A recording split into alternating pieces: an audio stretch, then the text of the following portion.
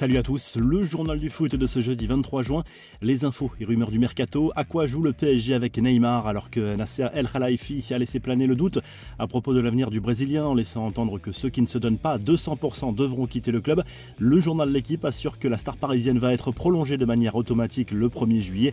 Dans quelques jours, Neymar sera donc lié au club de la capitale jusqu'en juin 2027.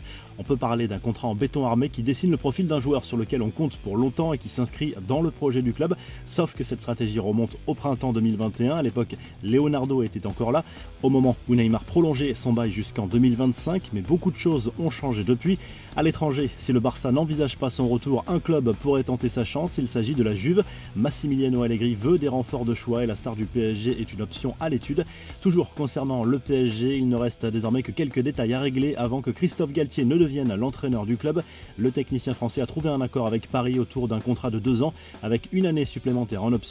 Enfin, le dossier Milan Skriniar avance lui aussi. Luis Campos doit de nouveau rencontrer les représentants de l'Inter Milan la semaine prochaine pour tenter de faire avancer les négociations. L'Inter Milan se montre encore trop gourmand.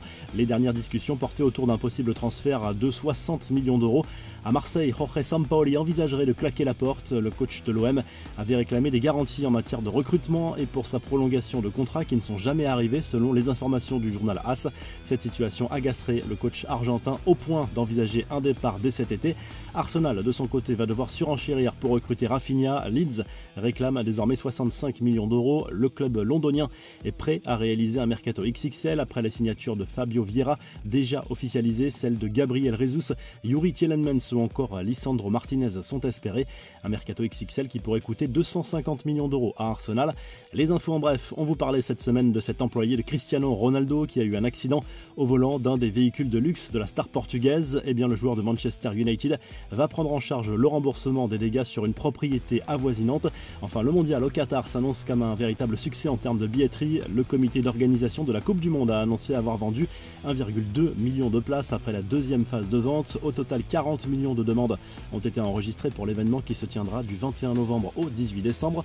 La revue de presse, le journal L'Équipe consacrait sa une à Zinedine Zidane qui a accordé une longue interview au quotidien sportif. L'ancien coach du Real Madrid réaffirme sa priorité, devenir un jour sélectionneur de l'équipe de France. Lors de cet entretien, il n'a pas écarté non plus la possibilité d'entraîner un jour le Paris Saint-Germain. En Espagne, le Mundo Deportivo évoque le mercato du Barça et notamment ces deux dossiers chauds pour Rafinha qui rêve de signer chez les Blaugrana. La situation c'est compliqué. Le Brésilien dispose d'offres concrètes de la part de plusieurs autres clubs et commencerait à s'impatienter.